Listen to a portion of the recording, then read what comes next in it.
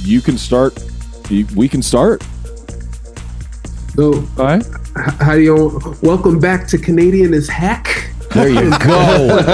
There's our intro right there. Right there's our intro from the OBGMs. How you doing, buddy? Oh, dude. Man, You Canadian is Heck. First. I think this is episode 105, if I'm not mistaken. Yeah, right? 105. Episode Congrats. 105. Nice, right? At 105. Yeah. Chum FM. Yeah, man. No, that's 104.5. So yeah, Chum FM. Shut up about that crap. All right, so you shut up about that crap.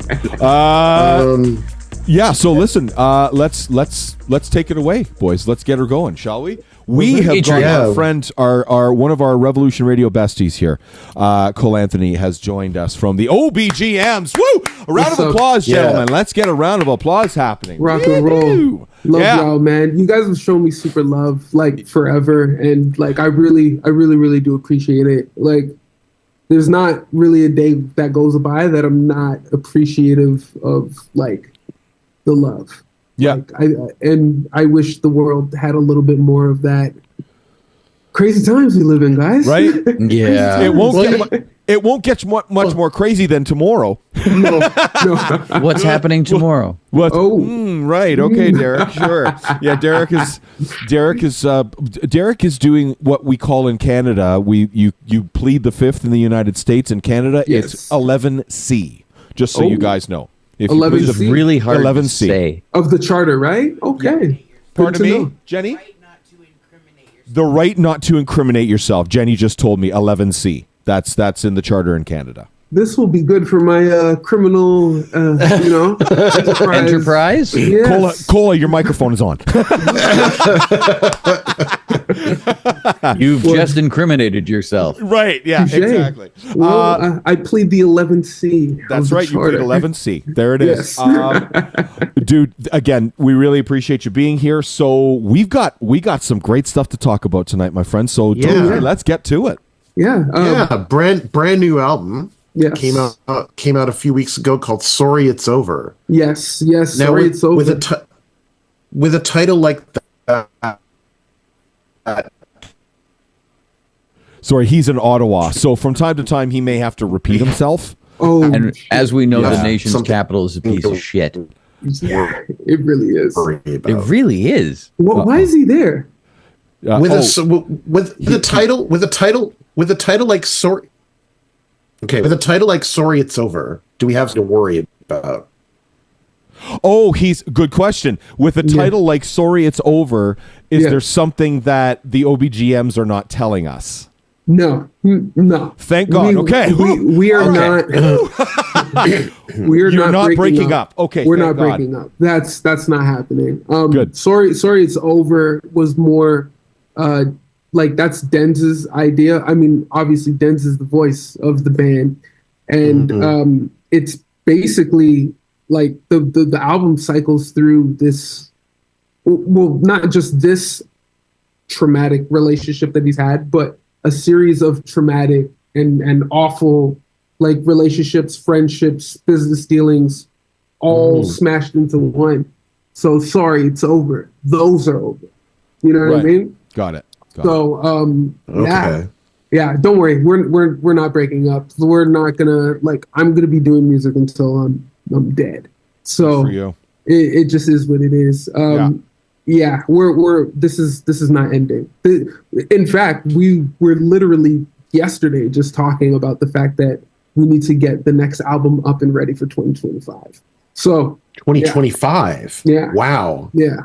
Like, wow. Like, let's think of the times right now, right? Like, it's kind of like you have to keep going. You have to keep pumping out records. And not only that, like, first of all, pumping out records, not a problem. I think, like, when we're all in the room together, it's easy to do. Like, and not only that, but I think Denz is, especially as of, like, the last 4 or 5 years, has been, like, a complete workhorse. And, like, he'll do sessions by himself where he comes and, like, will fully write out certain parts and then meet with us and then completely change those parts. Yeah. And then we'll completely change those parts, and then we'll go through them a million times, get to the studio, completely change everything again, and just hammer it out and hammer it away. And like, so once again, like, making music is not a problem for us. And even at that, like, when we're thinking about how music essentially gets done, right? Like, I was talking to Jesse from DFA about this, but he's like, if you think about the Rolling Stones, he's like, in his opinion, they don't have like one amazing album, but they got hits throughout all their albums, right? So it's just like, and the thing is too, is like, the type of artist I am, like, I'm not after like per se a hit, but I am after making great bodies of work. I would not stand beside a record that I was not feeling, like, at all. I just wouldn't. Like, and I think I would make that vocalized, and I think Denz is so, like, if I was complaining about it, he would get so mad that he would do everything in his power to make that song likable to me in order to move forward with it. You know what I mean? And that makes sense. Yeah. So, yeah. So it doesn't stop. Nice. And this is your first album that you've made with Simon. Yes. And so Yeah. how did he acclimatize himself? So, man, with Simon, he leveled us up, like, period. He leveled us up. If you've ever heard this guy play guitar, it's fucking insane. Like, it's completely insane. And he, like me, has been known for doing like a lot of sessions and like with different artists and whatnot, touring with other artists and whatnot. Like, he's known for that. So he already came in prepared. When we first hired him, he was like, I'm in, like whatever you guys need. And he instantly leveled up every single song that we already had. So then when we came in and we were working with him in the studio, and I've worked with him on projects other than the OBGMs, right? Like, just outside of our band, like, you know, whether it be sessions that we've worked on or sessions that we've worked on. And dude, he's obsessed with making great records, and he's also an amazing player. So it was kind of like Denz had a moment in time when we were rehearsing. He was like, where were you 10 years ago? Yeah. So so it was honestly, he's the perfect fit, and I can't wait to make more records with him. Like more. And as we mentioned, and as we mentioned last time, gorgeous mane of hair. Oh, dude, he cut his hair and it's still amazing. It's still amazing. Like, so his hair is like down to past his nipples, and he cut it up to his shoulders. But when he plays, it still covers his face. So it still looks amazing. That handsome bastard. Yeah, I enjoy the fact that nipples is a point of measurement. It absolutely is. Because I used to have hair past my nipples, and and then life happened. Life happens, and stress happens, and then you lose a little bit, so you get rid of all of it. Yeah, children take all of it. My daughter has like the most terrific head of hair. So does my daughter. Yeah, beautiful hair. And I'm just like, yeah, thanks for taking that away. Thanks. Yeah, right. Thanks. Thanks. It's like your first try and you get perfect hair. My hair sucks, right? Yours is better than mine. Wow. You have yours. For maybe a little bit longer, my friend. Just a little. Listen, Derek, don't fucking say it. If anyone's going to say it, it's going to be that guy right there. Anyway. Okay. I like that I'm in first position. That actually makes me feel good. That's right. Yeah. Oh, I'm just going to leave it. It's all good. You look good there. You look good like you. Power, yeah, you look like you're the host, the actual host. And I haven't said shit. Host. There's that too. Absolutely. For sure. So listen, we got to talk, my friend. Yeah. Are you getting a new set of drums for the new tour? What's happening? No, I'm not. Oh, okay. I'm not. But if I'm not mistaken, though, you've got a sweet. You have. Wait a sec. Ludwig's? No.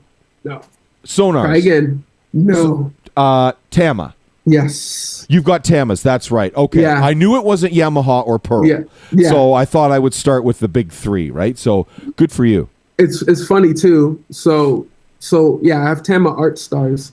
That's it. The Art Stars. That's right. I play in a drum line, and that's wicked. I play in a drum line, and it's really fun. Actually, I actually love it. I wish I could do it every day, to be honest with you. But anyway, playing this drum line, and all of them are drummers. And I thought I was obsessed with drums. I was absolutely wrong. These guys are obsessed with drums. They sent me, like my boy, he sent me this beautiful. It was a beautiful fucking Yamaha Tour Custom, which is one of my favorite kits, right? They're beautiful drums, great drums. They're amazing, but they don't have like a big color palette, right? No. They have this it was like this ocean blue finish, like is this limited edition joint. 13s, 14, 16, 22. The biggest toms ever. Wow. And I was just like, sorry, okay. A 22-inch tom? No, 22-inch kit. But like a 14-inch like rack tom is insane. That's huge. That's massive. It's massive, right? That's so like cutting a floor tom in half and putting it on top of your bass drum. That's nuts. Exactly. That's crazy, yeah. Yeah, it's nuts. And I was like, okay, I just gotta figure this out. And then not only did it not happen, right? But my boy Matt, he was like, yo, you better get him quit. And I was like, okay, I'll get him. Come on. And I didn't get them. And not only did I not get them, I went to a gig and one of the other drummers bought it.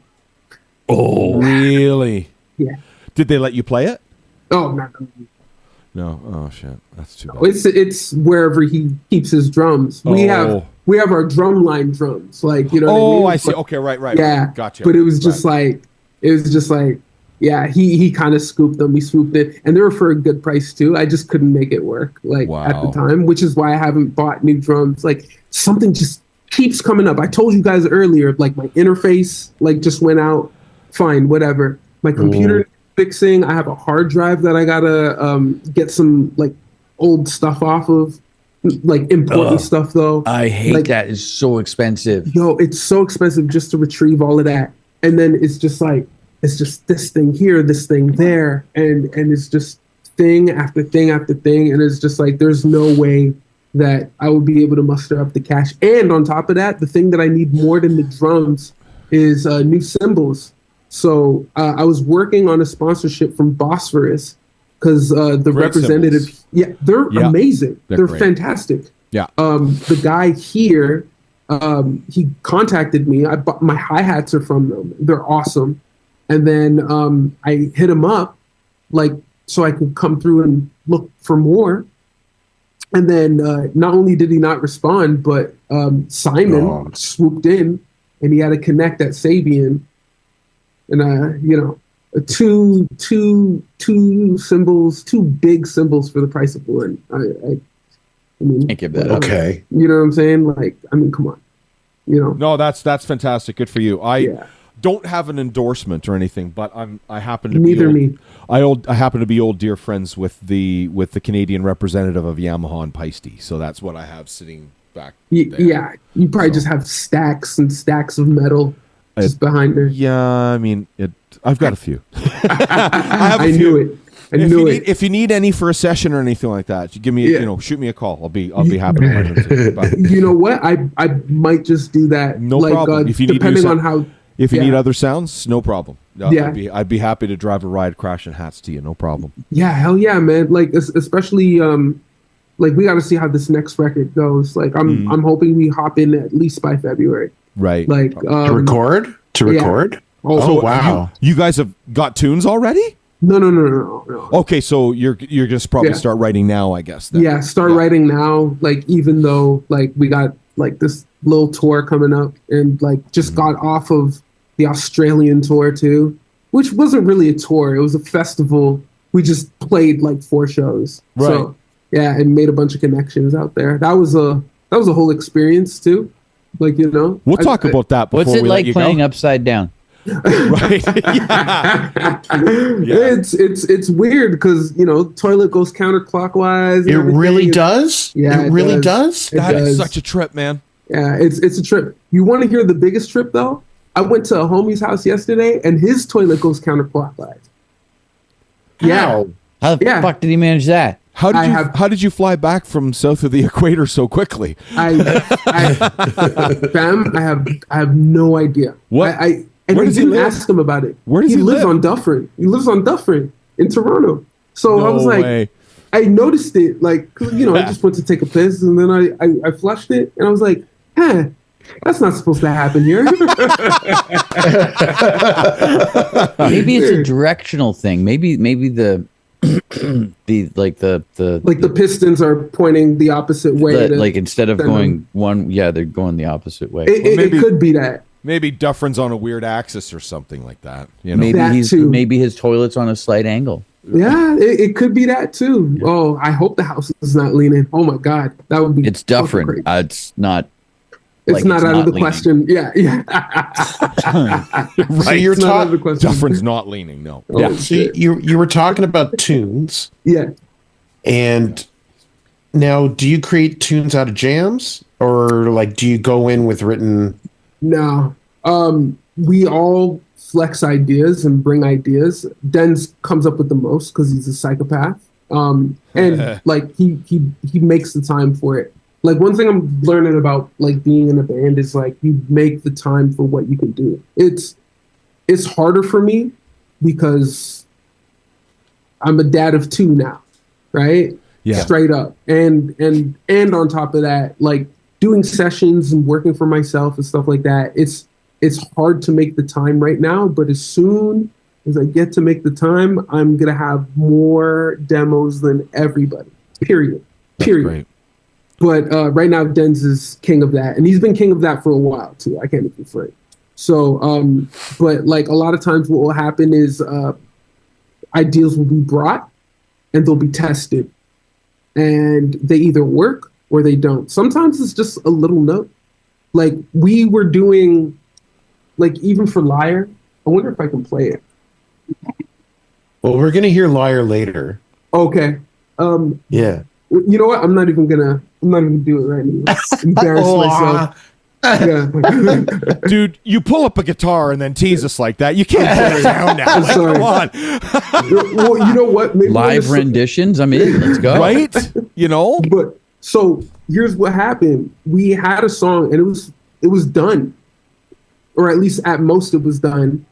And Ian Desa came through and he was just, really? Nice. Yeah. He came through to like hear us play like in practice.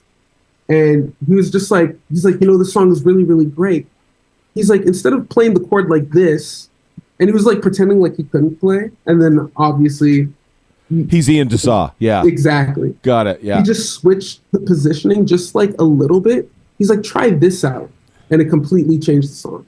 Like completely. And now Liar is what it is. And like, in my opinion, like if that's the one that as soon as it hits, like we just got, like Jesse just sent us back the mix or the master for the master for the clean version. As soon as that touches radio, I think that's it. Like I think that's the one.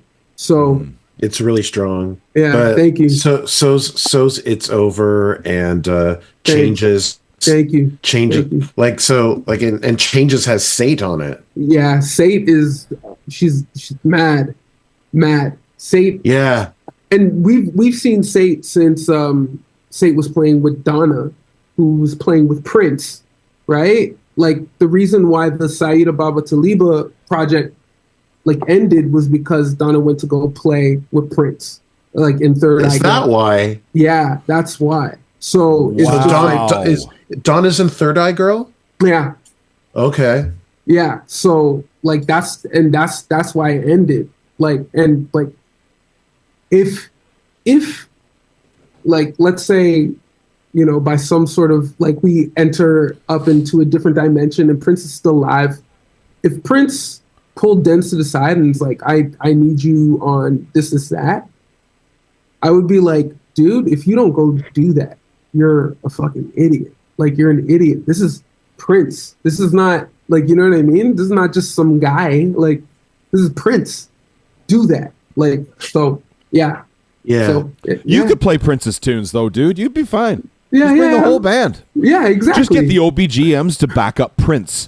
Oh, man. That would be fucking amazing. That would Are you kidding me? crazy. That would be so crazy.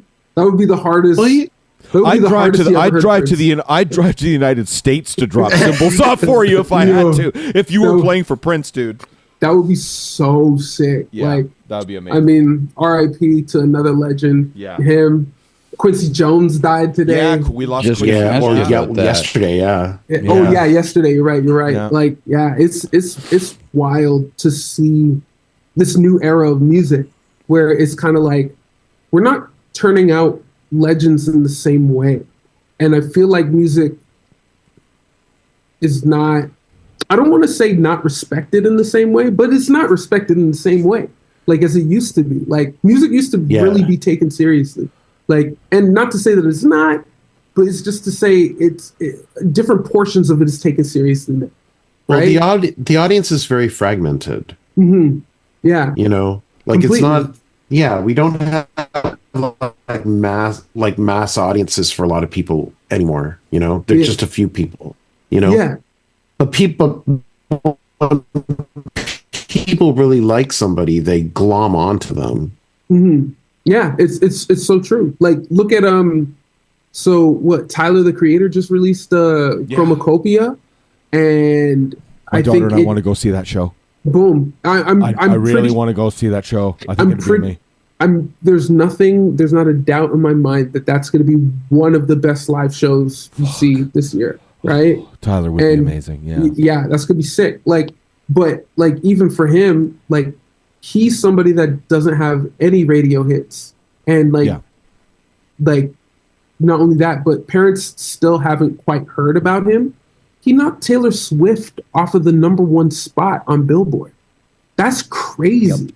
Like, and wow. If you get my opinion, I don't even think this is the album that should have done it. I feel like Igor should have done it, and I felt like Call Me If You Got Lost should have done that. Wolf, I mean, there's so many great records. Yeah. So many great records, but I think they said he sold the equivalent of 200,000 in less than a week. And and basically what that means is it's going to go no less than diamond by the end of the year, right? So, and then at first, like, I wasn't sure how people were receiving it. Went to my boy's house, and his daughter was like, has the shirt, has the album, the LP, like, has everything from it already. So, like, however he's tapping in with these kids, and I still don't know quite how, because I don't really see him on Twitch. I don't see him on TikTok. I don't see him. No, he was so huge on Vine there for a long time. Like, he had a massive Vine presence. Yeah. But my daughter, she's 14. She adores Tyler. You know what I mean? There you go. It's like, yeah. She just loves him. Yeah. He's like the voice of a generation. And like, you know what? We might as well talk about this now too. And I think I've spoken about this before. Remind me. I don't know how to track the numbers properly when it comes to rock music, whether it's metal, whether it's punk, whether it's grunge, whether it's just like radio top 40 pop rock. Like, I don't know how to track the numbers, right? Because like right now we're going through this phase where we're really, really paying attention to where we're being streamed, how we're being streamed, how long people are listening. Like, we're really focusing in on the data, right? Yeah, you have to. Yeah. Yeah, you really gotta, right? Yeah. Because it's the only thing that you can really, really catch. But the good thing of it is once you manage to get all of the different places where you can get numbers from, the good thing of it is the numbers don't lie. Yeah, exactly. Right, as opposed to something like I don't know,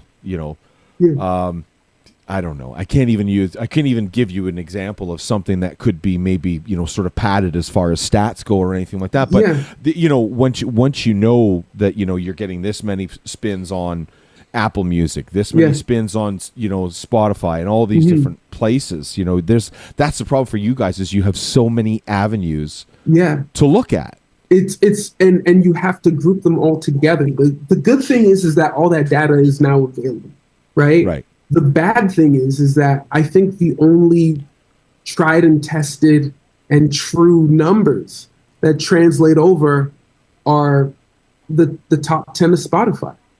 It's Taylor Swift, it's The Weeknd, it's like, you know what I mean? Like, put it this way. I was talking to my neighbor about this, because like they just found out that like I really, really do this, right?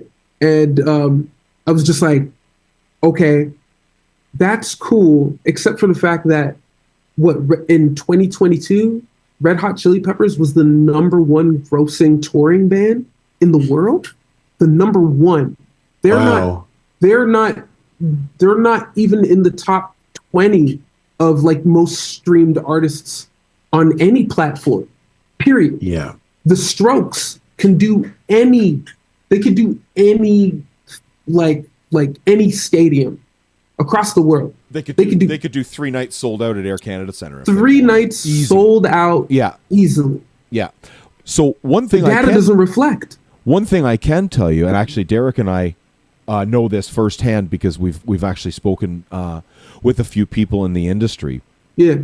The #1 most listened to style of music in Canada is classic rock. The #2 most listened to, this is actual fact. The #2 most listened to style of music in Canada is alternative rock. The #3 is adult contemporary. The #4 is hip hop. Oh, wow. And I'm surprised hip hop is that high. It's actually quite huge because of all of the big urban centers, right? It's huge in Edmonton, Calgary, Toronto, Vancouver, Montreal. Exactly, right? Yeah. So those numbers make up such a massive amount of the spins because of the fact that there's so many radio stations in those areas. But again, all of these numbers are coming from radio. Yeah. Which is really interesting because I don't know. Like, have you guys been played on Indie 88? Maybe. Have we? I don't know. You fucking should. I agree. I think a few years ago I heard All My Friends on Indie 88. So when we made our major push, they were playing All My Friends and people were calling me and telling me about it. But other than that, they know about us. They have our records. They have them. Right? But like, what does it come down to, right? Yeah. Like, if it's not payola, like it's always going to be payola, right? Like it has to be something. I mean, once again, they know who we are. Like, you know what I mean? They've said they love us. They say that, but like at the end of the day, it's just like it comes, especially for the fact that like we're independent now. We are officially independent. We are officially like independent, no label, nothing, right? Everything is coming from our pocket, our corporation, like the OBGMs Incorporated. Like, you know what I mean? Everything's coming from us. Absolutely. And I think this has been one of the best cycles that we've ever had. Like, in fact, this is the best album cycle that we've ever had, period. But the thing is like, I don't know. I can't speak to, how do I say this? The industry has changed so much that I think that if it was what it was when we released The Ends, like I think it would have done that much more damage based on how good this release is going. Like, but at the same time, like I know we're getting played on Sirius. I know that for a fact. We're getting played on Sirius. I know we're getting played internationally. Like I know the numbers like are going up in Australia, in Mexico. I know in the States it's also going up. I know Canada is probably our strongest base, obviously, but it's just like once again, like if we're only looking at the data, though, it only tells one side of the story. There was a time when we had nothing, and then we would show up in Montreal and we'd play like a sold out, like 200 seater, like in a city that's not even ours, sold out. Like, how is that? How do we track that? Like, how do they know to be here? Matter of fact, when we first went to Europe, we, I remember, like, I'll never forget this. We played Iceland Airwaves. It was a 600 seater. We went up and it was rammed. It was rammed to the brim, and people were excited to see us. I was like, awesome. I was like, how did this happen? We went over to Belgium. We played 2 shows there, 2 sold out shows. And like the first one was bananas, and the second one, it was just people standing up, but they were into it. Like when we played our whole set, and we thought they didn't fuck with us. We got off stage, and they were cheering for more songs, but we didn't have any at the time. Like this is years ago, right? Yeah. But like, did you restart the whole catalog? That's where you see what I'm saying? Play it again. Yeah, and it's just like, but it's just like, how did they know? Like, how do they know? Even when we played France, like, and we played France a few times, like, how did they know? Like, I just don't know. Like, and I'm trying to figure out how to get that data, and I don't know, man. Like, I have no idea. Yeah. What's that? What's that app? Shazam. There's a few of them. Shazam. Yeah, Shazam. Now, I might be wrong about this, and I usually am wrong about a lot of things. Me too. It's okay. Okay, cool. But they were, I think it was Warner. Mm-hmm. Anyway, so they were like the catalyst of information in real time. Mm-hmm. Because you could Shazam any song, and that was it. It was based on the number of times that this song is not played, but the number of time that this song is Shazammed. It's like, what is this? You're right. You're right. That does happen. Yes. Yeah. So they had that. They had that data in real time, and I believe it was Warner. I don't remember.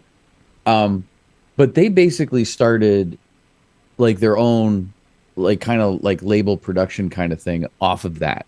Yeah, they did. They did. Yeah, because Warner wanted it, and they were like, "We want it. We want to buy it. We want all your data." And they went, "Yeah, no." Yeah. Yep. But they like, I remember when somebody was talking to me about it, and I've subsequently talked about it like this, like when Lord came out. Yeah. And what a crazy time! I remember that. That was wild. That was a crazy time. But they had it tracked in real time, and the only way I could explain it to anybody, and this is really only people from Ontario that are our age know what I'm going to say. Mm-hmm.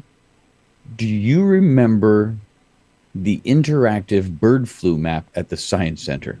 Of course. God damn. Yeah. I don't. No? Okay. I don't remember that. I don't even think I've seen that. Yeah. What? You haven't seen it? Okay. No. And I had seasons passes. Holy shit. Yeah. So you had it's just a big tabletop, it's a big desk. Right. And there were interactive, just little push buttons, right? Because it was like I remember it now. I remember it. Yep. 70s and the 80s, right? Yep. And you pushed a button. You pushed the first button, and it is in chronological. Oh, that's a bad word to say. Adoration. Don't make me play it again, Derek. So you have these buttons, and they're in chronological order, and they're in chronological order as pertains to countries. Mm-hmm. Yes. Okay, so like one side of the table had like Russia and Northern Asia, and then the one side of the table had like Australia and it had all the different continents and countries, right? And everything. Yeah. So and you pushed it, and a little light came on, and that was the beginning of bird flu or swine flu or whatever, right? Yeah. And then you went through, and it subsequently went like light, lights, right? Yeah. Which is basically Right. what happened with Lord, right? Yeah. It was like you could track it to New Zealand, and you were like ... and then it jumped over. I think it jumped over to like Southern Europe for a little bit and danced around there, and then went to Northern Europe for a little bit and danced around there, and then it like hit the States. It hit like the East Coast, and they were like, okay, ... and then it hit the West Coast, and then it literally just went like across the map, and that was it. It was like a giant light. Giant light. Yeah, and it was pretty. It's like the data itself is pretty interesting. Like it's a really unique time to be doing music. And like I got a lot of friends that do music, right? And they're like, and they're saying the same thing. So. Well, they say the same thing that you say, right? It's like it's a very hard thing to track because nobody does accumulated data. Right. And the places that do, like, I mean, it's usually behind a paywall. Like Chartmetric used to be really, really good, where they would give you a certain amount of data. So when I was managing my brother, like I would go through it every morning. Like, okay, here's where it's playing, here's where it's placed. But now I think what a lot of the streamers are doing to kind of like essentially nullify that is they're giving us the data now. So for a long time, Apple wasn't giving the data. And now Apple gives the data. Now they're just like, please use our thing to measure your shit. They started doing the same thing with podcasts. Now you can actually get numbers on podcasts from Apple. Where you couldn't for a long time. Do you guys by any chance release your music through an aggregator? Like TuneCore or DistroKid or anything? So it's the only game in town. So those places don't provide numbers for you? They do provide numbers. In fact, not only do they provide numbers, they provide breakdowns, right? Yeah. Like, once again, like what I'm saying is like, not that I don't have the data. It's more so that like when it comes to, okay, how do we take this album and make a case to build like, let's just say a Midwest to East Coast tour.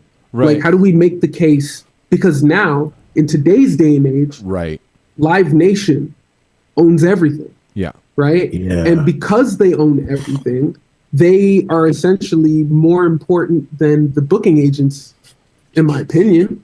Right? They're the ones who can forecast everything. Well, they're also half the booking agents as well, too, right? Exactly. I mean, but they own half the venues out there and they're forecasting everything because they're in charge of everything. Yeah, exactly. They allow what they allow, and that's why they can forecast it. Exactly. Where did that. Craig go? He went to the other side. Well, I hope he's not going to stay there. I hope this is still. All right, it says it's still being recorded. Yeah. Okay. No, all right, let's just keep going. Yeah. Like, okay, I just had to blow my nose. I'll be straight up honest with you. You guys are my friends. I can tell you. I'm just worried. I'll do buddy. it live next time. I'm just worried. Derek, thanks for having my back, buddy. I appreciate it. Yeah, no, I blow my nose really loudly, and I figured our audience wouldn't want to hear that. So I was just thinking next time into the mic. Done. Next time I'll shut the camera off. I'll shut the camera off. Like right up here. I'll blow my nose right into the microphone. Exactly. Yeah. So I guess I fully understand what you're saying now. Is it's almost to the point where there's so much data out there that what you're trying to do is, in order to book a tour, you want to know where the most sales are to tap into those sales, right? And go play live. Yeah. But here's the other side of that now, right? So once again, this weekend, I'm at the gig with my drumline buddies, and one of them is asking about the show that's coming up, and I was like, November 15th. At the Velvet Underground. That is correct. Yes. Release party. Yes, that is the release party, the ceremony. It's like we're helping our elderly grandparents order food at McDonald's. Oh man, yeah. Poor Dimitri. It's not Dimitri's fault. You want flapjacks? What do you want? What do you want? It's all good, Dimitri. Don't worry, man. We know the connections are just like a connections are awful. Yeah, it's all good, man. Don't worry. Don't worry. It's not Dimitri's fault. Yo, but don't worry. Dimitri, you look great. You do. You look great, buddy. But you were still. You were talking to your drumline buddy about the album release party. Yeah, so I was talking to my homie, and he's like, "Oh, Velvet." He's like, "Yeah, we played there like earlier this year, last year." He's like, "We were opening for this guy who was like a TikTok star, right? Numbers absolutely insane, both on all the streaming services and on TikTok." So what happened is that he sold no tickets, ended up buying out all the tickets and giving them away for free. Only 25% of those of the people that he gave tickets to showed up. Only 25%. That is so. Wow. Once again, you want to talk about numbers, right? You want to talk about hard numbers. The only game in town. So he bought the venue essentially for the night, and only 25% of the house showed up. Exactly. Like, he can you did what imagine 50 Cent did to Ja Rule. Exactly. Did it, and nobody showed up. Like, can you believe that? He did it to himself. Right? Wow. You do it to yourself, you do, and that's why it really hurts, as Tom York would say. But anyway, right? You know? Yeah, man. So once again, like, to present the case of like data not telling the full story. Data is not telling the full story. It's just not. So once again, like, excuse me. Once again, it's just like, how are we supposed to play this game knowing that there's this side that is not foolproof? It's just not. Yeah. So Dimitri, I just want you to know. Oh, that's adorable. The kitty cat. Is that? He's yelling at me. Oh, is that awesome. Is that Yema or is he? No, that's eczema. What's the eczema? No. I'm sorry. Derek's gonna smack me for that next time. Eczema, smack. How do you say it again? Yzma. Yzma. That's it. That's a really she's cool scary name. Beyond all reason. That is a very cool name. That's a cool name. I like that. Where's that from? Like, that's from The Emperor's New Groove. It is a character played by the amazing Eartha Kitt. Awesome, and I love me some Eartha Kitt. Who doesn't? She is so cool, man. Greatest Catwoman alive. Greatest Catwoman alive. Probably one of the most unique.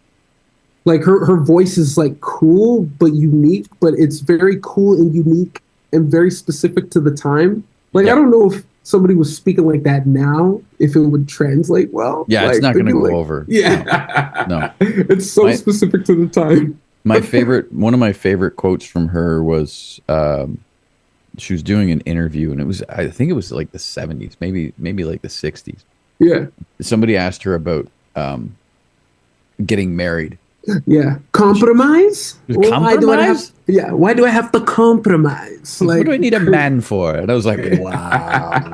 Oh my God. Yeah, she was awesome. Yeah, she still is awesome. She's absolutely fantastic. And if you haven't seen Emperor's New Groove, you should. We told Maya last week that she needed to watch that. She was like, done. We interviewed Maya Malkin last week, and she was awesome. So that was a great interview. So it was lots of fun. Great voice. Great voice. Yeah. Absolutely. Yeah. Fun to talk to. I am looking for new movies to show my daughter, because like Disney has not been doing it for me. Like, we won't talk about Disney. We won't talk about I heard cool. So I heard good things about the wild robot. The wild robot, like that. Apparently, it came to TIFF this year, and apparently, it was amazing. Okay, I'll check it out. I'll give them one more chance, because Emperor's New Groove is a Disney movie. But the Emperor, like, so I have watched it in parts. Yeah. But every single time it was on the screen when I was passing by, I was like, "This is awesome." So but it's like classic. It's classic Disney animation. Yeah. It's done in that very almost blocky, like Hercules was.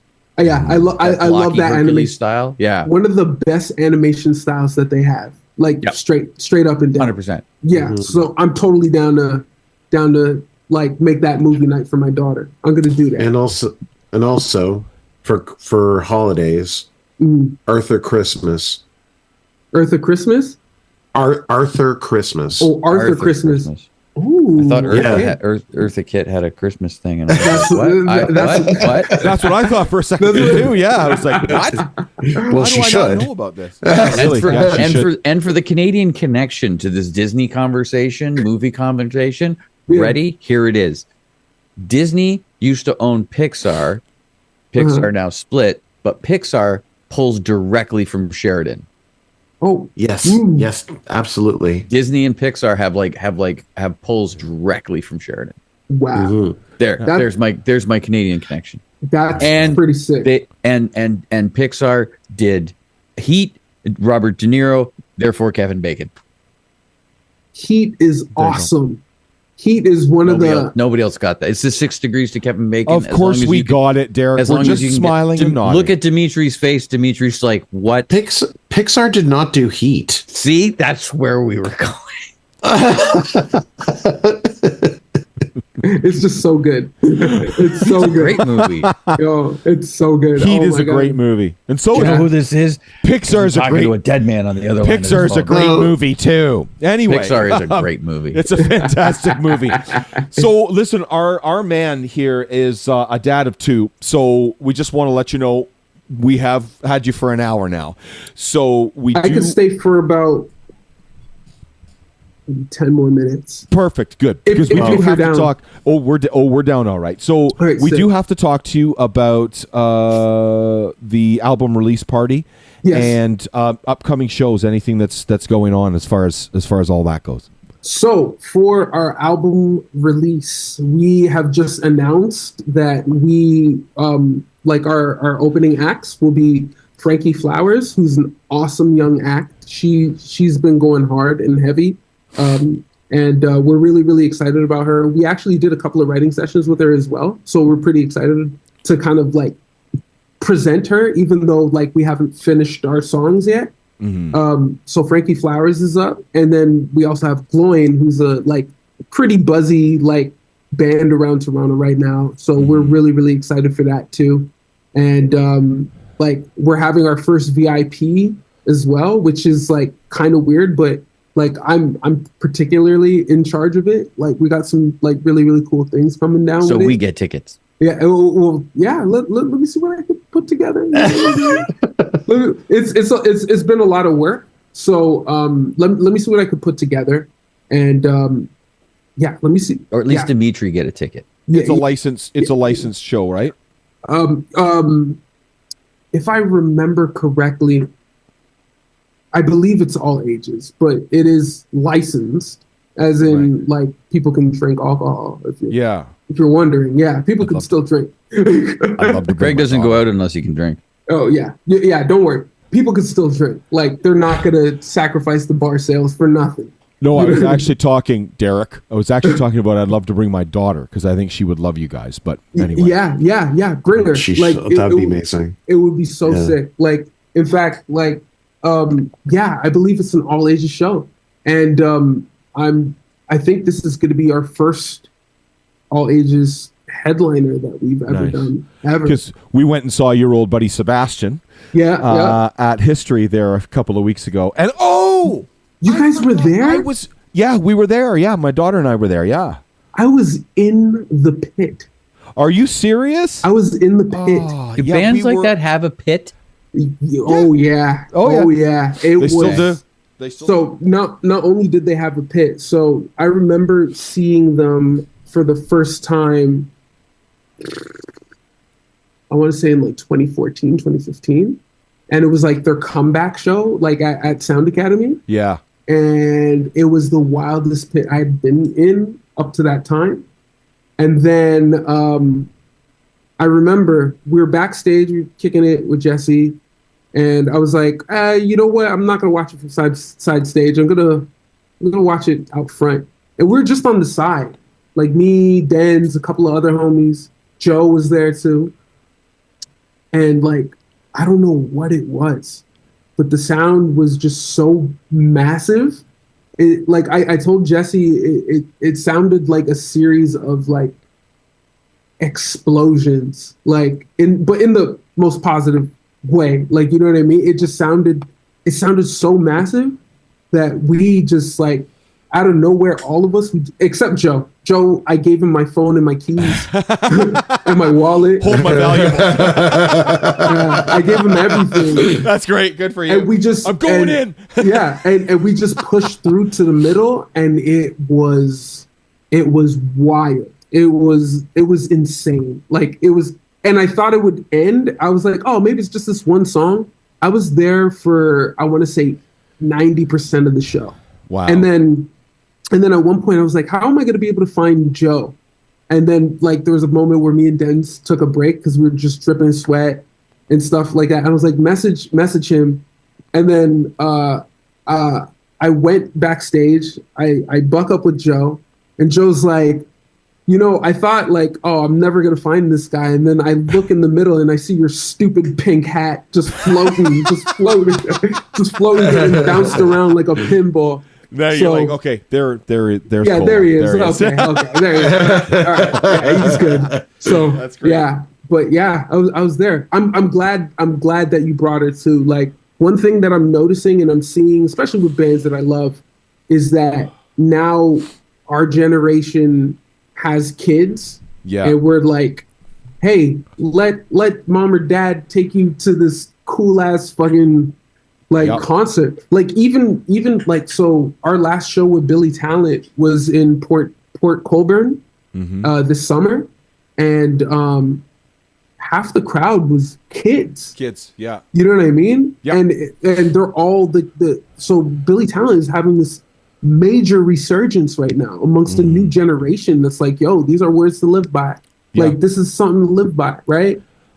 It's crazy. I mean, it's it's wild too, because I mean, I look at something like a lot of the things like my daughter listens to as well too, and she's like, you know, do you know the Strokes? And I was like, I said, let me tell you a quick story about the Strokes, and I tell her about the Strokes playing the very first time at the Horseshoe Tavern across the road when I worked at Steve's Music. Yeah, and I'm standing with an old friend of mine, Jeff, and he's like, there's some band from New York or something like that playing across the road. You want to go check them out? And I was like, yeah, sure. We speak to our buddy Anthony at the front door because we're old friends with him. Yeah, of course. And he's like, yeah, go ahead, don't worry about it. It's fine. Just go back in. It's like, I don't know, it's a band from New York or something like that. And we walk in, and it's the Strokes. Yeah, Legitimately, it's their Toronto, it's their Canadian debut. And I saw the very first, and we're like, the Strokes, who's never heard of them before. And then that is so insane. And then 6 months later, I'm working at the Edge, and they are everything. Like they are the saviors of rock and roll. Yeah, the biggest band in the world. One amazing. One of the bands that was kind of like very instrumental in us starting a band. Really, like, you know what I mean? Death from Above. Yeah. Danko Jones, the Carps, the Strokes. And how can I forget fucking why is their name slipping off my head right now? Arctic Monkeys. Oh yeah, of course. Yeah. Okay. Arctic Monkeys. Yeah. Test Icicles, another one. But yeah, just like very instrumental in us even starting a band at all. That's like, so cool, you know, man. Like it's wild. I'm sorry, what was the question? I don't remember actually. Yeah, we kind of I don't remember at all. But this is why we just love talking with you, because there's so much that we can talk about, right? Which is great. So anyway, we're going to finish up with you. Let's talk about as far as tickets and everything goes. How are people going to get tickets for the Velvet Underground for the 15th? Oh, it's so weird. Go to Ticketmaster. What? Sorry, who? Yeah. Ticketmaster. What's that? Really? Okay. Okay. Dude, I told you, Live Nation is True. Ticketmaster. Yeah, right? Of course. But like, yeah, just go to everything at the OBGMs. Like, we have links to it. It'll take you directly there. Just come out, bring your home. It'll be the best live show you see this year. I guarantee you. I guarantee that. Like, for the level that we're at and for the venue that we're playing, for like these size venues, it will be the best live show that you see this year. Velvet has decent new sound as well. It really, really does. It has excellent sound. And we got our boy doing sound for us, and he's... Oh, good.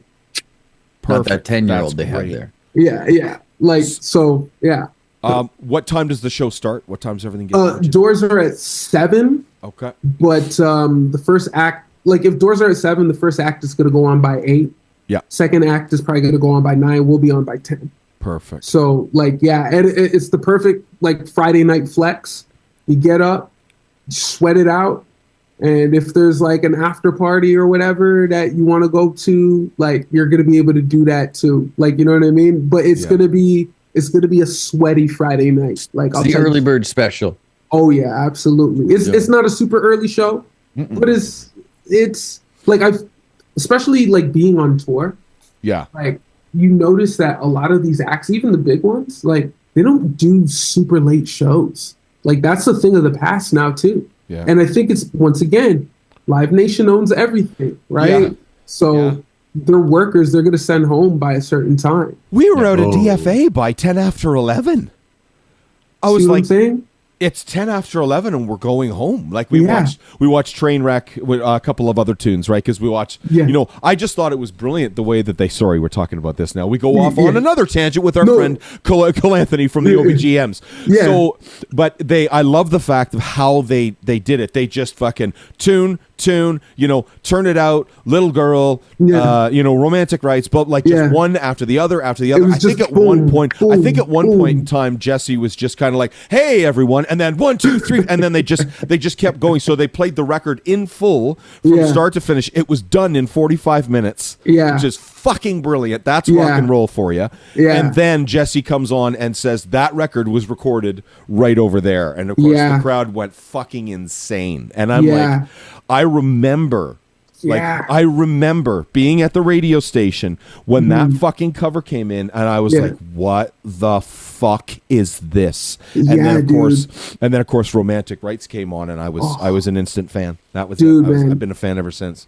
That was the one that did it for me too. And it was just like once again, it changed my life. Like it literally, and I hope Jesse never hears this, man. But it changed my life. Like I hope Sebastian doesn't hear this either. But it literally changed the way I thought about music, like completely. Right. I was raised on gospel music. And not only that, but like when I started listening to secular music, it was only hip hop and R&B. Yeah. Like we were raised in a neighborhood where you could get beat up for listening to rock.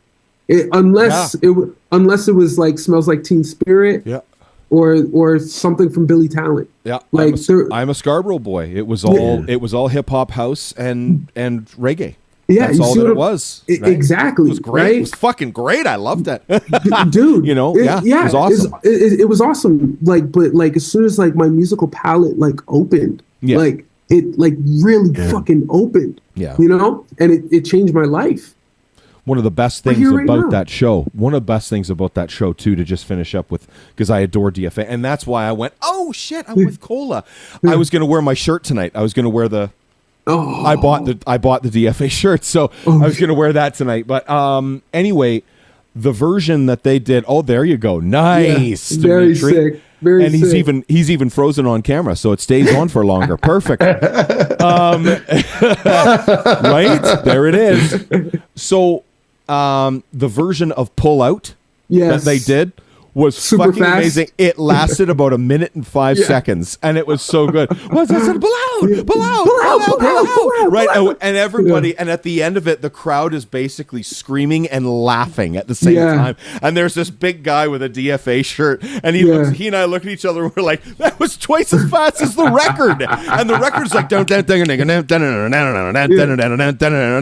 was. Why are you singing the Benny Hill song? That does kind of sound like that a little bit. Dude, please don't tell Jesse that. Don't tell Jesse or Sebastian that. But and then you're gonna start dancing behind me. And dude, there was a moment where we.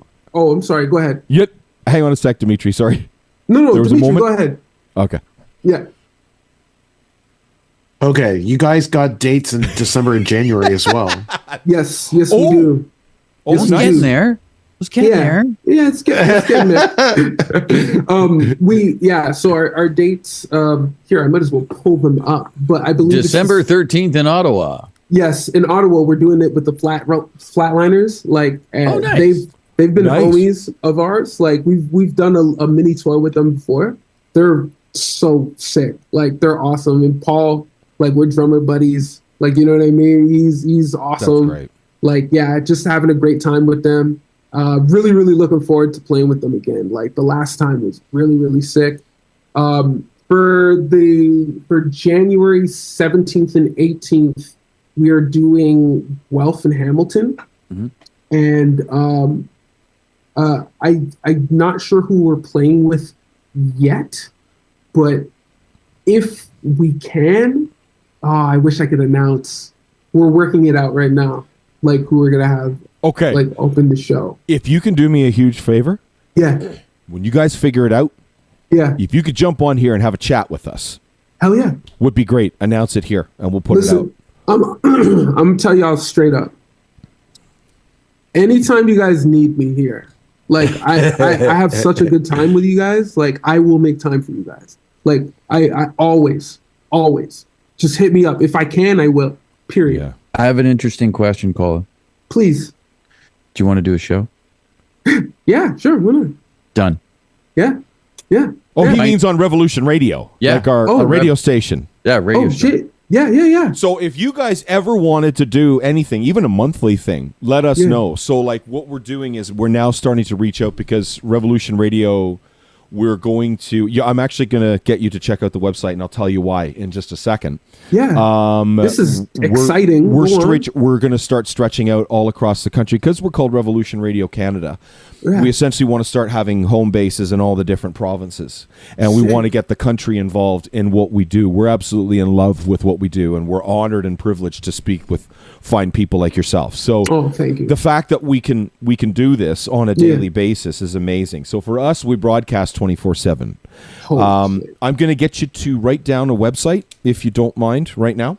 Okay. Are you going to give him a pen? What are you doing? I have this in my hand. I'm just saying, write it down. Derek? Right. Hold on. 3D House of Beef. 3D House of Beef. Wait. Hold on. I'm pulling up the notes. Holding on. All right. Yeah, I'm here. Ready? Yeah. It's all one word, Revolution Radio .live, as in live music. That's our website. Okay, revolutionradio.live. Yeah, got it. I want you to go onto the shop section. And buy some shit. No, I want you to, no, this is actually legitimate. I want you to, whichever t-shirt you like, we're going to buy you one. So you let me know which one you want, what size you want, and I'm going to ship it to you. Listen, fam, you can't do that. Yeah, no, trust me. We're going to do that for you because we love you. You've been on with us now 3 times, dude. We asked you. You had fun with us the first time, and then we're like, we've got our 100th coming up, right? And you're like, dude, I'm in. Like, just tell me when, and I'm in. And I still apologize for attending late on that one. No, it was perfect. You were actually perfect because the front of the show, dude, was so busy. At one point in time, in the waiting room, I had Trevor Hurst from Econoline Crush. I had Iskway, and I had the boys in Mellow Honey. Yeah. All in the waiting room at the same time. And I'm like, this is great. Thank you so much for joining us tonight. Next, we've got, and like I was just going from one to the next to the next to the next. It was insane. And so when you showed up, it was waiting like rooms is nobody can sit there and talk. Right, exactly. Right, that's the problem. You're literally sitting stuck at a blank screen. You're sitting stuck looking at a blank screen, waiting to come in. Like Dave from Mellow Honey sat and waited for 15 minutes. Oh God. 15 minutes because he thought that I was asking him to jump on to do a sound check at 8:55, and I'm like, no, I said 9:15, dude. Are you? And he's like, oh, whatever, I don't care. I'm just chilling and working on some music. I'll just wait. Oh man, you see, he waited for 15 minutes. Damn, man. Like our buddies in Mellow Honey, shout out to them as well too. I know you're good. You're tight with those guys. So, so that's the fact when you showed up, it was like, oh, Cole is here. Excellent. I let you in, and then it was like we could just chill. It was perfect. Yeah, it was a lot of fun. I had so much fun. Like I mean, I spent the first 10-15 minutes feeling bad for being that late. Yeah. But like, I'm sorry, guys. That won't happen again. I promise. No, it was the best. No, don't even worry about it. Don't even worry about it. And the fact that you got to to chat with Jonny Dovercourt again. That was really cool. That was I thought I was like making a little sort of like intro there, and you're like, yeah, we're good. Yeah, we Jonny Dovercourt and us go way back. So, but I think that's awesome, right? We got something popping for Wavelength. Like it's gonna be sick. Yeah. I can't. See. Oh yeah, definitely. I won't say anymore, but we love Jonny Dovercourt. He's a great guy. Look at you hitting at everything. I'll just. There it is. Fuck yeah! Why do you have everything? You have everything with you. This is sick. That's great. Well, listen, Cola, we really appreciate you as always, my friend. Yep. Sorry, go ahead, Dimitri. Go ahead. You're gonna try to. Yeah. Hopefully your internet's okay. So the song. So we're gonna play "Liar." Yes. And just like tell us a little bit like why this song. You were talking about this song earlier. Why does it mean so much to you and the band? So I didn't hear the lyrics in completion till the record was recorded, and I know it's very introspective. Was that on purpose? So Dens writes up to the 23rd hour all the time. Okay. Yeah. All the time. So 23rd hour. Yeah, good. Like any good lyricist. Yeah, exactly. Up to the 23rd hour, he's writing, and like it's introspective, but like in a way in which it's introspective, but it's fucking huge. On top of that, like, you know what I mean? Yeah. And it's like, maybe I'm not who I say I am. Like, you know what I mean? Like, I think we all kind of feel like that sometimes. Yeah. You know what I mean? Well, it's like Chris Rock famously said that when you go out on a first date, you're not dating the person, you're dating their representative. Exactly. You see? And right. That's the perfect way to put it. It's just like, and maybe it is that. So I think it's something that we could all relate to. So, and also, here, you know what? I might as well. And go for it. Oh, no, I'm not going to do this. Oh, you son of a... Twice in one episode. Yeah, hold on. He teases with the acoustic guitar. Now he's teasing again. Twice.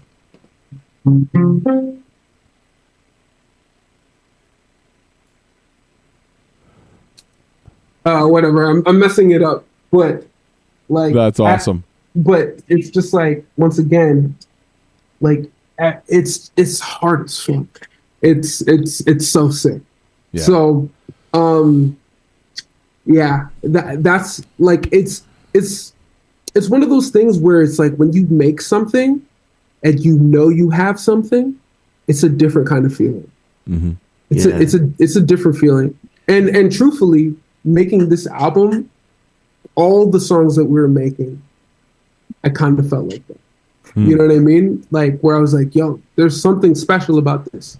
There's something special about this. And people that I really like respect, like in terms of like their tastes, all said the same thing.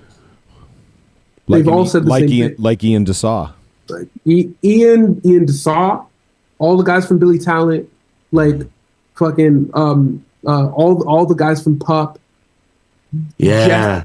I speak to Jesse often. Jesse, like, it's just like, it feels like that. And this feels like kind of like the like, you know, the point of like in plays when there's 3 acts, but the second act is like right at the, right where everything, the climax.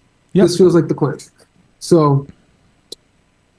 Fantastic, my friend. Yeah. And Dens did something different with the video. The video is really nutty. Yeah, it's crazy, right? Yeah, like that's not the OBGMs. Yeah, it was perfect. It was perfect. It was absolutely perfect. And funny enough, it kind of directly kind of goes into the whole path of like being a liar too, right? Yeah. That's actually good call. Yeah, absolutely. So, and he's really been in his bag like with the videos and whatnot, it's been insane. It's been insane. That's great. So I'm super like happy with what he did with it, and and I'm just super happy with Liar. I'm super happy with this record. Yeah, it is the climax, in my opinion, of the record. Yeah. Congratulations on Sorry It's Over. Great. Another great OBGMs album. This is your fourth, right? This is officially our fourth like recording, but our third album. Yes. Yeah. Okay. Because third I do album. I do count Interchorus. Oh, man. Okay. Oh, Maybe they don't. That sounds painful. Yeah, it's you know what it is about that? I think I've spoken to you guys about this before. Yeah. It's the fact that it was so, we thought we were the best, and looking at it or listening to it now, I cringe so hard. I can't survive through one song. But I think the people who saw it and heard it, they were like, this is not there yet, but there is something here. Yeah. They just don't know what it is yet. Yeah. Yeah. And that's the saving grace of that record. But that's it. Okay. That's it. Like and funny enough, we were talking about things that we were gonna do during the VIP. And Joe brought up like doing like one of the or a couple of the songs from that. Do it. And Denz was like, nah, that'll be for like the last show we ever play. Yeah. Oh, okay. Nice. So that's not coming for a while. Yeah. Oh, We're not going to be hearing that version, those tunes from the first record for a long time, hopefully. That's great, buddy. Absolutely. Cola, you are just a proper dude. You really are. You're fucking Craig, awesome, Dimitri, man. Derek, like you guys are fucking awesome. Yeah. I have so much fun coming here to kick it with y'all. Yeah. Yeah, man. Like, let me see what I can do about these tickets, and make sure that we have enough that we can, I can pass you guys a couple. Well, yeah. Well, we don't mind. We don't mind coming paying for sure. Yeah, I don't mind. I don't mind buying the ticket. So you don't have to worry about that. But I do want to ship you a shirt. I'm not joking about that. So what I want you to do, is I want you to I've tell made me my choice. You've made your choice. Okay, I want you to email. So you've got my email. Email it to me, and I'll ship it to you. I should upload the shirt that I just sent Craig. No, don't you dare do that. That shirt. It says if Cola wants this one. It says the Derek Show. Remember when he put up the Derek Show was happy? No. I do remember that. Oh my remember God. that? No. Don't you gotta make dare. this shirt. Don't you make this shirt, Dimitri? Derek, don't you make me play your song now? You know what, Cola? I'm gonna send you that. Son of a bitch. I'm gonna send you that. You don't send that it Derek out. remix. That's not nice. Well, I already sent it to Connor, so I'm gonna send it to Cola. So I think he wants it. Shirt. I kind of want that shirt now too. He wants it. All right, buddy. Listen, here we go. This is the OBGMs, and Liar is the name of the tune. This is episode 105, I think. Yes. Episode 105 of Canadian is Heck right here on Revolution Radio Canada.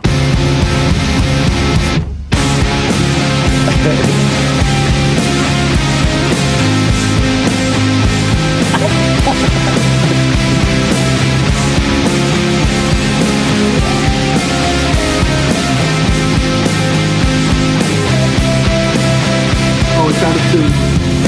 Maybe it's you, maybe in time, under your thumb, side of your eye.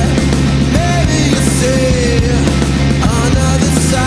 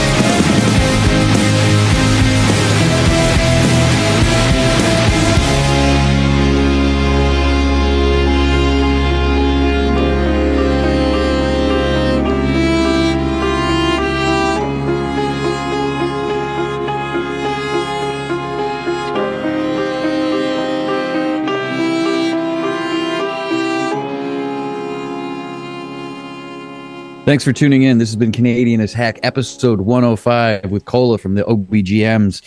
We'll get to you next week. Have a great weekend, all the other stuff, and the days in between. Cheers.